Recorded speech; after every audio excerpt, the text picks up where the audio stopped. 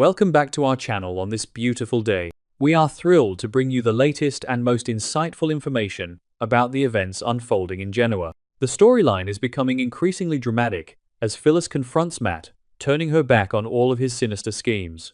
Join us as we dive straight into the heart of the dramatic events unfolding on your screen. The atmosphere in Genoa City is thick, with an impending sense of doom, particularly surrounding the highly controversial and deeply unsettling romance between Matt Clark and Phyllis Summers. On the surface, their connection appears to be a passionate rebellion against a town that has collectively ostracized them. They have found solace in one another, creating an isolated bubble where their past transgressions are not only forgiven but actively celebrated. Matt is completely captivated by Phyllis's undeniable beauty, her razor-sharp wit, and her relentless ambition, finding her chaotic energy utterly intoxicating. Conversely, Phyllis is basking in the unwavering attention and validation Matt provides, a stark contrast to the judgment she constantly faces from her peers. However, this intoxicating honeymoon phase is nothing more than a fragile illusion, a beautiful facade masking a foundation built on deception, unresolved trauma, and inherent toxicity. The show has been heavily hinting that this romance is not destined for a happily ever after, but rather a catastrophic implosion that will leave a trail of devastation in its wake. To truly understand the gravity of this impending disaster, one must delve deeply into the fragile psychological state of Phyllis Summers. She is a woman who has systematically alienated everyone who once anchored her to reality. Following her disastrous and highly illegal takeover of Newman Enterprises, her own children, Summer and Daniel, have drawn strict boundaries, leaving her emotionally stranded. In her desperate need for an ally, she has willingly blinded herself to the horrifying reality of Matt Clark's history. Phyllis is a master of compartmentalization, choosing to completely ignore the monstrous acts Matt has committed against women like Sharon Rosales and Sienna Bacall. She vehemently defends him to anyone who will listen, insisting with a terrifying level of delusion that his recent subdued demeanor is proof of a genuine transformation. She craves the feeling of being chosen, of being the one woman who could tame the beast, completely disregarding the fact that predators do not change their stripes, they merely learn to hunt more quietly. On the other side of this dangerous equation is Matt Clark, a man whose capacity for psychological manipulation is matched only by his utter lack of fear or remorse. Since having his electronic tracking bracelet removed, courtesy of Phyllis's relentless scheming, Matt has tasted a dangerous new level of freedom. He has been playing a masterful game of patience, presenting himself as a misunderstood outcast who merely wants a fresh start. He enjoys the thrill of having a powerful, connected woman like Phyllis in his corner, using her as a shield against the relentless attacks from Victor and Nick Newman.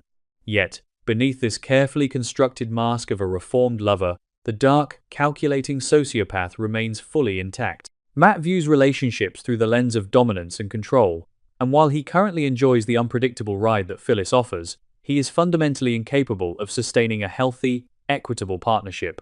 His recent interactions reveal a chilling predatory patience, waiting for the perfect moment to spring his ultimate trap on the families that have wronged him. The delicate balance of their narcissistic symbiosis is already beginning to fracture, revealing the ugly truths they have both tried so desperately to conceal. The subtle shifts in Matt's demeanor are becoming impossible to ignore. The remorseful, gentle act that initially lured Phyllis into his web is slowly evaporating, replaced by flashes of his signature arrogance and deep-seated resentment. As the pressures from the Newman family mount and his secret machinations involving Mariah Copeland become more complex, Matt's frustration is bleeding into his romance. He is beginning to push back against Phyllis's attempts to manage him, asserting his dominance in ways that subtly undermine her authority. This re-emergence of his dark side is not a sudden transformation, but rather the inevitable shedding of a temporary skin. The monster that terrorized Genoa City years ago is waking up, and the proximity of Phyllis makes her the most likely casualty when his full wrath is finally unleashed. The catalyst for their inevitable destruction may have already been planted by an unlikely source. During a tense encounter on August the 5th, Kane Ashby delivered a chilling and prophetic warning to Matt. Kane, who is currently drowning in his own paranoid conspiracies and legal ruins, understands the mechanics of betrayal better than anyone. He explicitly warned Matt about Phyllis's inherent nature, reminding the dangerous criminal that Phyllis is a woman who leaves a wake of destruction wherever she goes. Kane planted the seed of doubt, suggesting that it is only a matter of time before Phyllis betrays him and brings absolute chaos into his already precarious life. For a man as hypervigilant and controlling as Matt, this warning is not just idle gossip, it is a psychological virus. It feeds into his worst insecurities and paranoid tendencies, ensuring that he will now scrutinize every move Phyllis makes, waiting for the inevitable knife in the back.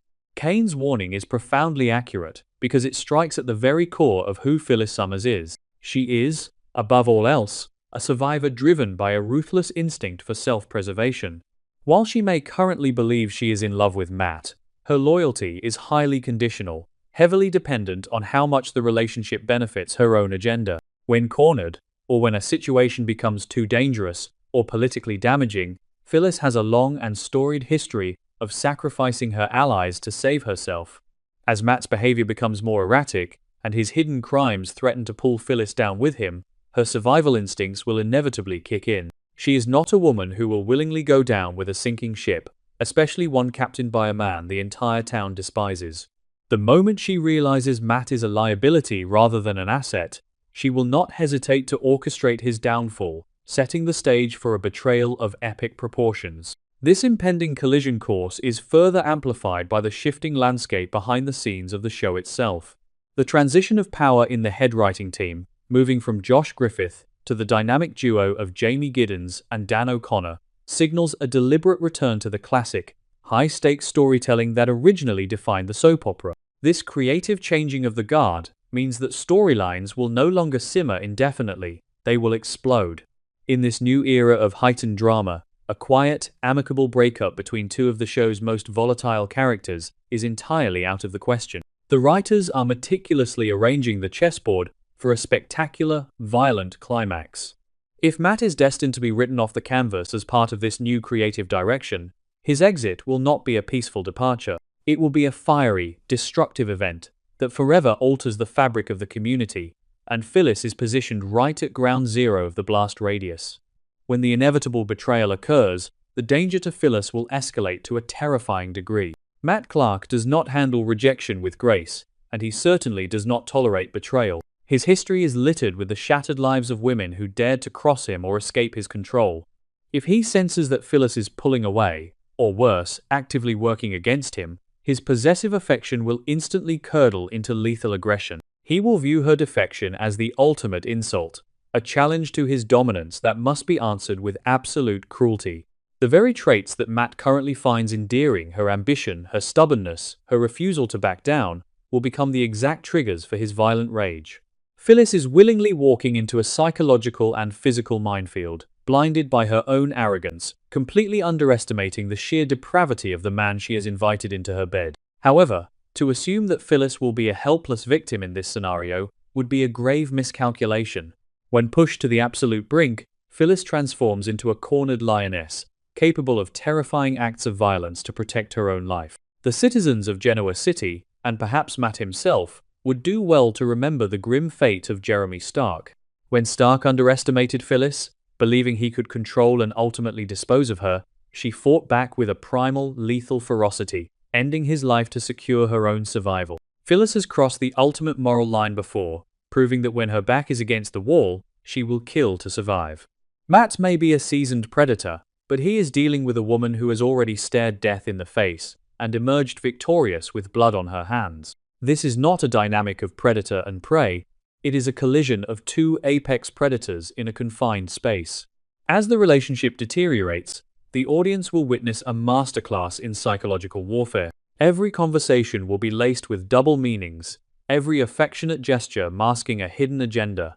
Matt will attempt to isolate Phyllis entirely, using his manipulation tactics to cut her off from whatever fragile lifelines she still has with Nick, Summer, and Daniel. He will try to convince her that he is the only one who truly understands her, creating a toxic echo chamber designed to break her spirit. Meanwhile, Phyllis, sensing the shifting tides, will play along, using her feminine wiles and strategic brilliance to gather information and plot her escape. The tension will be suffocating, a deadly game of cat and mouse where a single misstep could result in fatal consequences. They will sleep with one eye open, locked in a passionate but paranoid embrace, both knowing that the end is drawing near. The fallout from their explosive separation will inevitably send shockwaves through the entire town, causing immense collateral damage. Nick Newman, who has desperately tried to warn Phyllis and even enlisted their children to stage an intervention, will be forced to watch his worst fears materialize. If Phyllis is harmed, the guilt and rage will consume Nick, potentially driving him further away from his own fragile recovery and deeper into the toxic arms of Marie Kirkland. Furthermore, Summer and Daniel will be dragged back into their mother's chaotic orbit, forced to confront the reality that their attempts to distance themselves could not protect her from a monster. The Newman and Abbott families, already embroiled in their own catastrophic corporate and biological wars, will find themselves entangled in the legal and emotional wreckage of Phyllis and Matt's toxic love affair. Ultimately, the romance between Matt Clark and Phyllis Summers is a ticking time bomb, a narrative device designed to expose the darkest corners of the human psyche. It is a cautionary tale about the dangers of ignoring the past and the lethal consequences of arrogant self-delusion. Matt believes he has found a powerful pawn in his crusade against Genoa City, while Phyllis believes she has found a loyal soldier who will never abandon her. They are both tragically wrong. As the shadows lengthen and the truth of their inherent natures can no longer be suppressed, the illusion of their love will shatter, leaving nothing but raw, unfiltered hatred. The passion that currently binds them will be the very fuel that ignites their mutual destruction, leading to a confrontation that will go down in the annals of the town's darkest history. As the walls close in and the inevitable betrayal hangs heavy in the air, the stage is set for a final, terrifying showdown between two forces of nature who refuse to lose. Matt Clark's dark, violent tendencies are bubbling to the surface, ready to punish the woman who dared to think she could outsmart him. But Phyllis Summers is clutching her own hidden daggers, her survival instinct honed by a lifetime of escaping the inescapable. They are locked in a room where the air is growing thin, both smiling, both plotting, and both fully prepared to do whatever it takes to be the last one standing. When the final mask slips and the ultimate betrayal is enacted, who will be the one left staring at a lifeless body on the floor? And who will become the next ghost haunting the blood-stained legacy of Genoa City?